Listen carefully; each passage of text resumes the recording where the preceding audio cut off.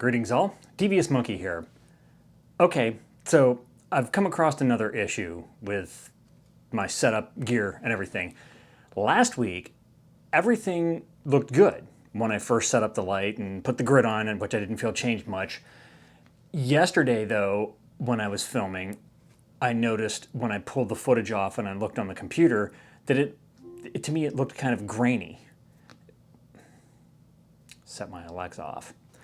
And I'm like, okay, what the hell's up with that? And I was checking all the settings and everything, and I had it on manual mode. So I gone back to manual. It was maxing out at the ISO 6400, and I had it at f8, which is like standard for what I do for most of the filming stuff. Again, it didn't look right. It just looked kind of dark and grainy. So I thought, well, all right, maybe I need to turn the lights up. I turned the lights up 15%, 25%, 50%, just to see what would happen. And it just looked too bright, too much light. Didn't like it. So I put it back to 10%, and I put that light back to 10%, and I started, dicking around with the settings, and I went back to aperture mode. And then with aperture mode, it took it down to like ISO 2000, and the f-stop was at f4 or 4.5, right around there. Then I thought, okay, maybe I'll try it with 4K instead of 1080, because I know sometimes, especially on that Sony a6600, if I picked a really low bit rate and all that kind of stuff, it looked like shit. I mean, it looked horrible. And I couldn't figure out what was going on. And I was like, oh, here I am trying to save hard drive space and space on the card when I'm filming and to keep it from overheating, and it looks like hell. So I found the sweet spot for the X3000 in the vehicle, but here I was, I couldn't figure this out. So here's what I did. I went back to manual exposure mode, and the ISO is at 4000, and the f-stop is as wide open as this lens will go. It's the 10 to 18, so I'm at f4. And of course I have it at 1/50th because I'm shooting in 24p. I am in HD, so 1080p, or 1080, 24p, and it's at 50 megabits, which in HD is as high as you can get that to go in 24. Now if you go to 4K, it goes up to 100, 60 or 100.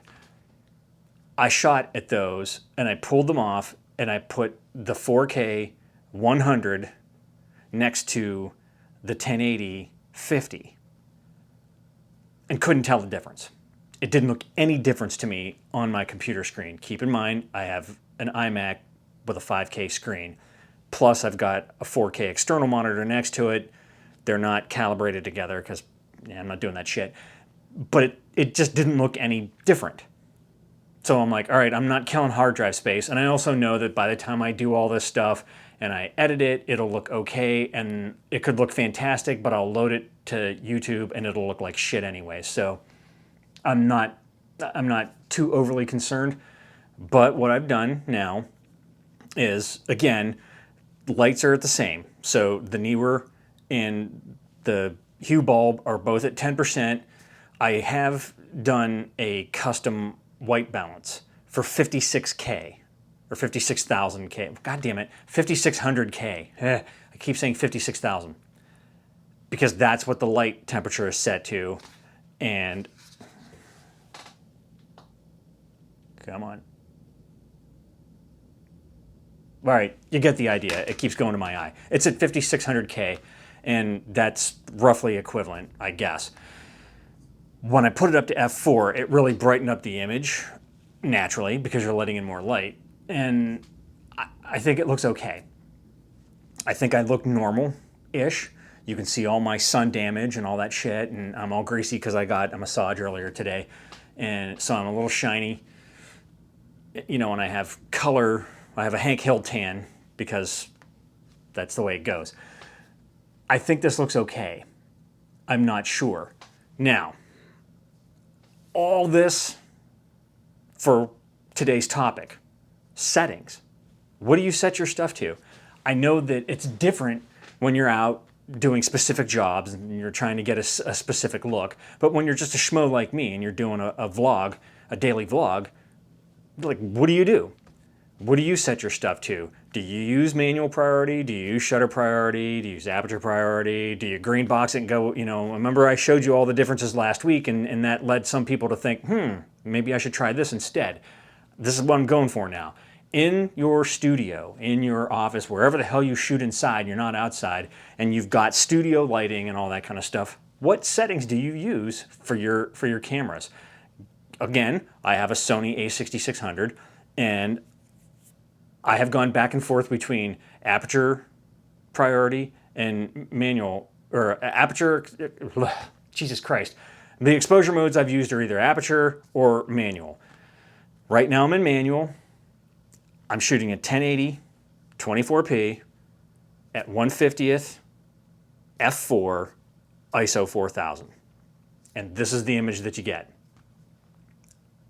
It looks acceptable to me on my 5-inch fieldwork. It looks acceptable to me on my FieldWorld 5-inch external monitor, which is right in front of me, because that's what I'm looking at, and the lens is right there. I pulled out an older Marshall HD external monitor that I got years ago, and I stopped using it because I couldn't get a 4K signal to it, and at the time I was trying to shoot in 4K. So I thought, well, I don't shoot in 4K anyways, let me hook it up and see what it looks like. It is so washed out and fucked up, and the colors aren't anywhere near what it looks like, on this FieldWorld or on the Sony actual screen on the camera, that I was like, okay, that'll drive me crazy, because I'll look at it and I'll think, man, this looks like shit, and I'll be dicking around with the settings, and that won't be the reality of it. One thing I have decided that I'm probably going to do, not anytime soon, but sometime in the future, is I do want to get a bigger monitor for in studio. This 5-inch, with my old ass eyes, I'm like, oh, I can't, freaking Mr. Magoo here, and I'm trying to figure out how it looks best and all that kind of stuff. And I think I'm going to go with another FieldWorld, and I think they call it like a. It might be their well, all right, I don't know which freaking number it is. I got so many of them, but basically it's all touchscreen, and you can actually load LUTs onto a card into the computer. Now, since I don't grade my stuff, that doesn't really have that much appeal to me. But that might actually make me decide I want to grade, because now I can put the grade on while I'm shooting and see what it's supposed to look like. Now that has some appeal. I want to do as little work as possible with editing, because I used to loathe editing. Now I'm getting a little bit better at it. I've also, as you've noticed, I've stopped doing almost any cuts in my video. So all my mistakes, all my speech mistakes, all my lippy smacky noise shit, I've kept in.